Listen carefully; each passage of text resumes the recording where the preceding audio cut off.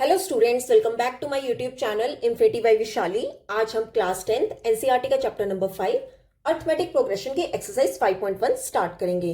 Last lecture में हमने इस चैप्टर की इंट्रोडक्शन कंप्लीट कर ली थी। अगर वो लेक्चर आपने अभी तक नहीं देखा है तो प्लीज जाके उसे एक बार जरूर देख लीजिए। तो स्टार्ट करते हैं एक्सरसाइज 5.1 का क्वेश्चन नंबर 1। देखो क्वेश्चन नंबर 1 है, in which of the following situations does the list of numbers involved make an arithmetic progression and why. देखो इस क्वेश्चन के 4 पार्ट्स हैं और उन 4 पार्ट्स में जो हमें सिचुएशन दी गई होगी हमें ये चेक करके बताना है कि क्या वो एपी बना रही है कि नहीं। ठीक है, हमें ये चेक करके बताना है।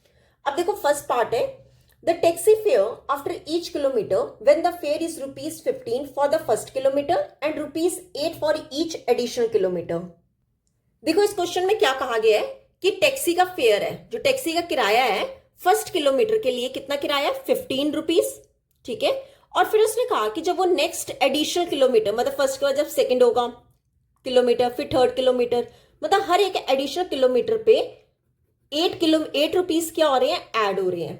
ठीक है, तो हमें जो ये सिचुएशन दी गई है हमें ये सिचुएशन से बताना है कि क्या ये एपी बना रहे हैं कि नहीं। ठीक है, क्या बोला गया, टैक्सी फेयर का फर्स्ट किलोमीटर के लिए ₹15 ले रहे हैं, 2 किलोमीटर में क्या कर रहा है, वो 15 तो पहले ले ही रहा था, उसमें 8 जो रुपीस है वो एडिशनल किलोमीटर के लिए ले रहा है। ठीक है, तो देखो कैसे करेंगे। सबसे पहले लिखेंगे फेयर फॉर 1 किलोमीटर। 1 किलोमीटर के लिए कितना फेयर ले रहे हैं, ₹15। ठीक है, देन आ गया फेयर फॉर 2 किलोमीटर। फिर उसने कहा है कि हर एक एडिशनल किलोमीटर के लिए वो कितने रुपीस ले रहा है, ₹8 ले रहा है। ठीक है, तो फेयर फॉर 2 किलोमीटर कितना होगा, देखो 15 तो वो पहले ही ले रहा था। ठीक है, फिर उसके बाद उसने 1 किलोमीटर और चला है, तब वो ₹8 जो है वो एक्स्ट्रा ले रहा है, तो इन दोनों को ऐड करने पे कितना आ जाएगा, ₹23। ठीक है, ये था 2 किलोमीटर का। अब 3 किलोमीटर के लिए चेक कर लेते हैं। फेयर फॉर 3 किलोमीटर, देखो ₹15 वो 1 किलोमीटर के लिए ले रहा था, फिर हर एक एडिशनल किलोमीटर के लिए वो कितना ले रहा है, ₹8। ठीक है, मतलब 2 किलोमीटर के लिए उसने ₹8 एक्स्ट्रा लिए, फिर 3 किलोमीटर के लिए उसने ₹8 एक्स्ट्रा लिए, तो इन सबको ऐड करने पे कितना आ जाएगा, ₹31। क्लियर। अब देखो क्या सीक्वेंस बन रहा है हमारा, पहले आ रहा है 15, देन 23, देन 31, सो ऑन। ये हमारा क्या बन रहा है, सीक्वेंस बन रहा है। अब ये जो सीक्वेंस बन रहा है हमें ये चेक करके बताना है कि क्या ये ईपी है या नहीं। तो एपी कैसे आ सकता है, एपी तभी आ सकता है अगर हमारा डी या फिर हम कहें कॉमन डिफरेंस क्या होना चाहिए, सेम होना चाहिए। तो देखो अगर हमारा डी सेम आ रहा है तो वो एपी होगा, अगर डी सेम नहीं आ रहा है तो वो एपी नहीं होगा। तो डी चेक करने के लिए क्या करते थे, पहले हम a2 माइनस ए1 कर लो, पहले a2 माइनस ए1। ठीक है, a2 यहां पे कितना है 23 माइनस a1 कितना है 15, तो इन दोनों को सब्ट्रैक्ट करके कितना हो जाएगा 8। अब चेक कर लेते हैं a3 minus a2, a3 minus a2, a3 कितना है 31 माइनस a2 कितना है 23, तो इन दोनों को सब्ट्रैक्ट करके कितना आ जाएगा हमारा 8। अब आप देखो इस d में भी a2 माइनस a1 करने पे भी हमारा d कितना आ रहा है 8, a3 माइनस a2 भी करने पे हमारा डिफरेंस कितना आ रहा है 8, मतलब कॉमन डिफरेंस जो है वो हमारा क्या आ रहा है, same. Common difference is same. अगर ये कॉमन डिफरेंस सेम आ रहा है तो वो क्या बना रहा होगा, एपी। तो हम क्या लिख देंगे, therefore it forms an AP. हमें यही चेक करके बताना था कि ये एपी बन रहा है कि नहीं। क्लियर। तो ये था हमारा क्वेश्चन नंबर 1 का फर्स्ट पार्ट। अब देख लेते हैं सेकंड पार्ट। अब देखो सेकंड पार्ट क्या है, the amount of air present in a cylinder when a vacuum pump removes 1/4 of the air remaining in a cylinder at a time. देखो क्या कहा है इसमें कि एक सिलेंडर में, ठीक है, ये एक सिलेंडर है, इसमें जब इसे हम वैक्यूम पंप से पंप कर रहे हैं तो इसमें से 1/4 जो एयर है वो रिमूव हो जा रही है हर बार पंप करने पे। ठीक है, तो देखो हम कैसे चेक करेंगे। सबसे पहले लिखो कि लेट जो है amount of air in cylinder B. सबसे पहले सिलेंडर में कितनी एयर होगी, देखो सबसे पहले हम ले लेते हैं कि वो कितनी होगी, वी होगी। ठीक है, अब उसने क्या कहा था क्वेश्चन में कि हर बार वैक्यूम पंप जब कर रहे हैं तो 1/4 एयर जो है वो हर बार क्या हो जा रही है, रिमूव हो जा रही है। ठीक है, जो भी सिलेंडर में हवा होगी उसमें से 1/4 एयर क्या हो जा रही है, रिमूव हो जा रही है। तो हम लिख लेते हैं एयर लेफ्ट आफ्टर 1 पंप। एक पंप के बाद कितनी एयर लेफ्ट होगी, देखो पहले तो टोटल कितनी थी, वी, अब v में से 1/4v क्या हो गई होगी, रिमूव हो गई होगी। देखो 1/4v क्यों लिखा, 1/4 रिमूव हो रही है, और किस में से रिमूव हो रही है, जो टोटल है, टोटल कितनी है v। तो जब इन दोनों को सॉल्व करेंगे, देखो कितना आया, v माइनस 1/4v। अब ले लो एलसीएम, ठीक है, 1 और 4 का एलसीएम कितना होगा 4, तो यहां कितना आएगा 1 4 का 4 मल्टीपल v कितना हो जाएगा 4v माइनस 1v, तो ये टोटल कितना हो जाएगा 3v डिवाइड में 4, मतलब एयर लेफ्ट आफ्टर 1 पंप कितनी आ जाएगी 3v डिवाइड में 4। क्लियर। तो अब चेक कर लेते हैं 2 पंप के बाद, air left after 2 pumps, 2 pump के बाद कितनी होगी, देखो रिमेनिंग बोला है, ठीक है। अब उसके पास रिमेनिंग एयर कितनी रहेगी 3v डिवाइड में 4, इसमें से 1/4 कितनी रिमूव हो गई 3v/4 में से, रिमेनिंग इतनी थी, ठीक है, इसका 1/4 क्या हो गया, रिमूव हो गया। तो देखो कैसे सॉल्व करेंगे, कितना आ जाएगा 3v डिवाइड में 4 माइनस 1 मल्टीपल 3 कितना होगा 3v डिवाइड में 4, 4 का 16। अब इसे यहां पे देखो सॉल्व करके देखें क्या है, 3v डिवाइड में 4 माइनस 3v डिवाइड में 16। क्लियर।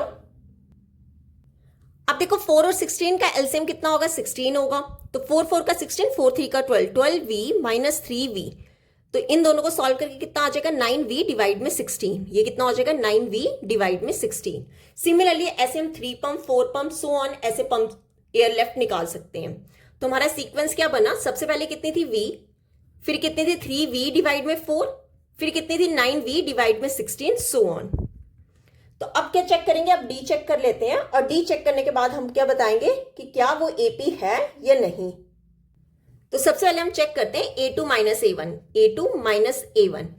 अब देखो A2 कितना है 3v डिवाइड में 4 माइनस v, ठीक है। अब देखो यहां पर कितना है 3v डिवाइड में 4 माइनस v, नीचे लगा दो 1, एलसीएम ले लो 4, 4 1 का 4, ये कितना हो जाएगा 3v माइनस 4v, इन दोनों को सब्ट्रैक्ट करके कितना आ जाएगा माइनस v डिवाइड में 4, तो इसे सब्ट्रैक्ट करके कितना हो जाएगा माइनस v डिवाइड में 4। अब चेक कर लेते हैं D A3 minus A2, A3 minus A2, A3 कितना है 9v डिवाइड में 16 माइनस 3v डिवाइड में 4, ठीक है। अब देखो इसे सॉल्व करें, क्या है 9v डिवाइड में 16 माइनस 3v डिवाइड में 4, 16 और 4 का एलसीएम कितना होगा 16 होगा, ठीक है। तो ये कितना हो जाएगा 9v माइनस 4 4 का 16, 4 3 का 12, 12v, तो ये सब्ट्रैक्ट करके कितना आ जाएगा माइनस 3v डिवाइड में 16, माइनस 3v डिवाइड में 16। अब आप चेक करो यहां पर हमारा d कितना आ रहा है माइनस v डिवाइड में 4, और यहां पर d कितना आ रहा है माइनस 3v डिवाइड में 16, दोनों इक्वल नहीं आ रहे हैं, तो हम यहां पे क्या लिख देंगे, common difference, common difference is not same, common difference same नहीं आ रहा है, देयरफॉर हम क्या लिखेंगे, no it is not an AP, तो ये एपी जो है वो नहीं होगा। क्लियर। तो ये था हमारे इस क्वेश्चन का सेकंड पार्ट। अब देख लेते हैं थर्ड पार्ट। अब देखो थर्ड पार्ट है, the cost of digging a well after every metre of digging when it costs rupees 150 for the first meter and rises by rupees 50 for every subsequent meter।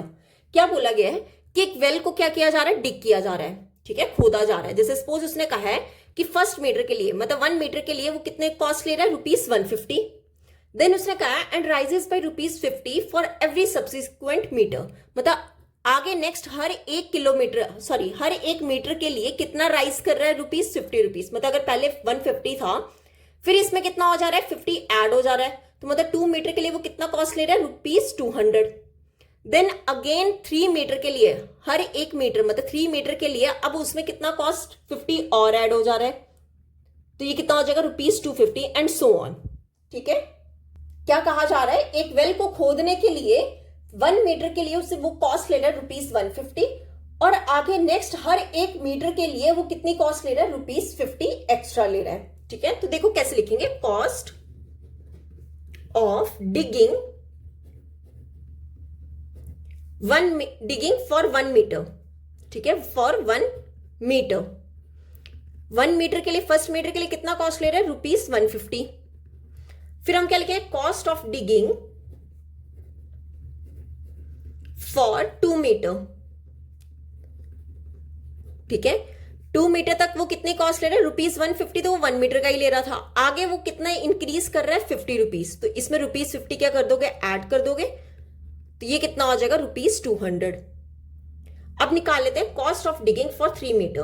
Cost of digging for 3 metre, तो वो कितना होगा, देखो 2 metre तक उसने ₹200 तो ले लिया हुआ था। अब उसने 1 मीटर और एक्स्ट्रा किया है, तो वो कितना हो जाएगा, ₹50 ऐड हो जाएगा, तो ये टोटल कितना हो जाएगा, ₹250। क्लियर। तो हमारा सीक्वेंस क्या बनेगा, सबसे पहले कितना था 150, फिर कितना है 200, देन कितना है 250 एंड सो ऑन। क्लियर। तो अब चेक कर लेते हैं डी। डी क्या होगा, पहले A2 माइनस A1। A2 कितना है 200 माइनस A1 कितना है 150, तो दोनों को सब्ट्रैक्ट करके कितना आ जाएगा 50। अब चेक कर लेते हैं डी A3 माइनस A2। ठीक है, A3 कितना है 250 माइनस A2 कितना है 200, तो ये भी कितना आ जाएगा 50। अब आप चेक करो दोनों जगह डी क्या आ रहा है, सेम आ रहा है। ठीक है, अगर डी सेम आ रहा है तो वो क्या बना रहा होगा, AP। तो हम क्या लिखेंगे, yes it forms an AP because common difference is same. ये AP बना रहा होगा, क्यों, क्योंकि डिफरेंस जो है, कॉमन डिफरेंस जो है वो क्या आ रहा है, same. Common difference is same. Clear. तो ये था हमारा इस क्वेश्चन का थर्ड पार्ट। अब इस क्वेश्चन का लास्ट पार्ट देख लेते हैं, पार्ट नंबर 4। देखो पार्ट नंबर 4 है, the amount of money in the account every year when ₹10,000 is deposited at compound interest at 8% per annum. देखो इस पार्ट में क्या कहा गया है कि अमाउंट ऑफ मनी जो है हर साल कितने अकाउंट में जा रही है, जब 10,000 डिपॉजिट कर रहे हैं हम 8% पर एनम कंपाउंड इंटरेस्ट से। ठीक है, तो आपको सबसे पहले पता होना चाहिए अमाउंट का फॉर्मूला। अमाउंट का फॉर्मूला होता है P into 1 plus R divide में 100 की पावर कितनी होती है, T। ये होता है अमाउंट का फॉर्मूला। ठीक है, जहां पे P हमारा क्या होता है, प्रिंसिपल, मतलब जो हमने इनिशियल अमाउंट क्या की होगी, डिपॉजिट की होगी। ठीक है, R होता है हमारा रेट ऑफ इंटरेस्ट, कि कितना रेट ऑफ इंटरेस्ट जो है मिल रहा है, और T होता है टाइम, कि कितने टाइम के लिए। ठीक है, अब आप देखो उसने क्या कहा है कि 10,000 क्या कर रहा है, डिपॉजिट कर रहा है, मतलब स्टार्टिंग में जो इनिशियल अमाउंट होगी वो कितनी होगी, 10,000। क्लियर। और कितने परसेंट, 8% पर एनम से कर रहा है डिपॉजिट। ठीक है, एट कंपाउंड इंटरेस्ट पे। अब हम निकालेंगे amount after 1 year. Amount after 1 year, देखो स्टार्टिंग में कितना उसने डिपॉजिट किया, 10,000। ठीक है, अब अमाउंट निकालते हैं 1 ईयर के लिए। ठीक है, क्या फॉर्मूला होगा, वैल्यूज पुट कर दे। देखो स्टार्टिंग में कितना अमाउंट था, 10,000, तो P हमारा कितना हो जाएगा, 10,000। ठीक है, 1 प्लस R, R कितना है 8%, तो यहां लिख दो 8 डिवाइड में कितना आ जाएगा, 100 की पावर T। देखो T यहां पे क्या होगा, 1 होगा, क्यों, क्योंकि हम कितने ईयर्स के लिए निकाल रहे हैं, 1 ईयर के लिए निकाल रहे हैं। तो देखो कैसे करेंगे, यहां पे ले लो, लगा लो 1 और ले लो एलसीएम। ये कितना हो जाएगा 10,000, 1 और 100 का एलसीएम कितना आ जाएगा 100। ठीक है, अब ये 1 ऊपर क्या आ जाएगा, 100 प्लस 8 की पावर कितनी आ जाएगी 1, तो ये कितना हो जाएगा 10,000 मल्टीपल 100 प्लस 8 कितना होगा 108 डिवाइड में 100। देखो ये 1 टाइम है, ऊपर पावर 1 है, इसलिए हम इसे एक ही टाइम लिखेंगे। अब देखो 20 से 20 कैंसिल हो गया, तो 100 मल्टीपल 108 टोटल कितना हो जाएगा 10800। क्लियर। तो एक साल बाद कितनी अमाउंट हो जाएगी, ₹10,800। ठीक है, अब अमाउंट निकाल लेते हैं सेकेंड ईयर की। अमाउंट आफ्टर 2 ईयर, 2 ईयर बाद का अमाउंट चेक करते हैं। यहां पे क्या लिखेंगे, पहले 2 ईयर के लिए। 2 ईयर के लिए अमाउंट कितना होगा P। अब देखो पहले कितना था 10,000, अब कितना अमाउंट हो गया हुआ है 10,800, तो ये हमारा क्या हो जाएगा प्रिंसिपल। ठीक है, क्यों, क्योंकि अब हम 10,800 क्या कर रहे हैं, डिपॉजिट कर रहे हैं, और कितने रेट ऑफ इंटरेस्ट पे, 8% पे। तो क्या फॉर्मूला होगा 1 प्लस R, R कितना है 8 डिवाइड में 100, पावर कितनी आ जाएगी 2। क्यों 2 आएगी, क्योंकि हम अमाउंट कितने ईयर्स की अब निकालने लगे हैं, 2 ईयर्स की। अच्छा सॉरी, यहाँ पे इनिशियल अमाउंट जो है ना वो 10,000 ही आएगी। क्यों, क्योंकि जो इनिशियल अमाउंट से अब हमें चेक क्या करना है कि 2 साल बाद कितनी अमाउंट हो गई होगी। ठीक है, तो इनिशियल अमाउंट कितनी रहेगी, 10,000 ही रहेगी। तो ये कितना हो जाएगा 10,000 इंटू ले लो एलसीएम, कितना आ जाएगा 100, ऊपर कितना बन जाएगा जैसे हमने सॉल्व किया था, कितना बन गया था 108 का स्क्वायर। ठीक है, तो देखो अब जब इसे सॉल्व करेंगे तो हमारे पास कितना आंसर आ जाएगा 11664। तो अमाउंट कितना हो जाएगा रुपीज 11664। तो हमारा अमाउंट 2 ईयर का कितना आ गया रुपीज 11664। एक्चुअली यहाँ पे 10,000 इसलिए आया है क्योंकि हमें जो हमने स्टार्टिंग में इन्वेस्ट किया था या फिर जो हमने स्टार्टिंग में डिपॉजिट किए थे हमें उसके अकॉर्डिंग निकालना है कि अमाउंट जो है वो 1 ईयर के बाद कितना मिलेगा, अमाउंट जो है वो 2 ईयर के बाद कितना मिलेगा एंड सो ऑन। ठीक है, तो हमारा सीक्वेंस क्या बना 10,000, उसके बाद क्या आ रहा है 10,800, फिर आ रहा है 11664 सो ऑन। तो अब चेक करते हैं कि क्या ये एपी बना रहे हैं कि नहीं। ठीक है, तो उसके लिए हम क्या चेक करेंगे डी। तो डी हम सबसे पहले चेक करेंगे A2 माइनस A1। A2 कितना है 10,800 माइनस A1 कितना है 10,000। तो इन दोनों को सब्ट्रैक्ट करने के बाद D कितना आ जाएगा 800। ठीक है, अब D चेक कर लेते हैं A3 माइनस A2। A3 कितना है 11,664 माइनस A2 कितना है 10,800। तो इन दोनों को सब्ट्रैक्ट करने के बाद हमारे पास कितना आ जाएगा 864। ठीक है, अब देखो दोनों जगह D जो है वो सेम नहीं आ रहा है। ठीक है, अगर अब D सेम नहीं आ रहा है तो ये AP नहीं बना रहा होगा, तो हम क्या लिख देंगे no it does not forms an AP। ठीक है, ये AP नहीं बना रहा होगा। तो ये हो गया हमारा आंसर।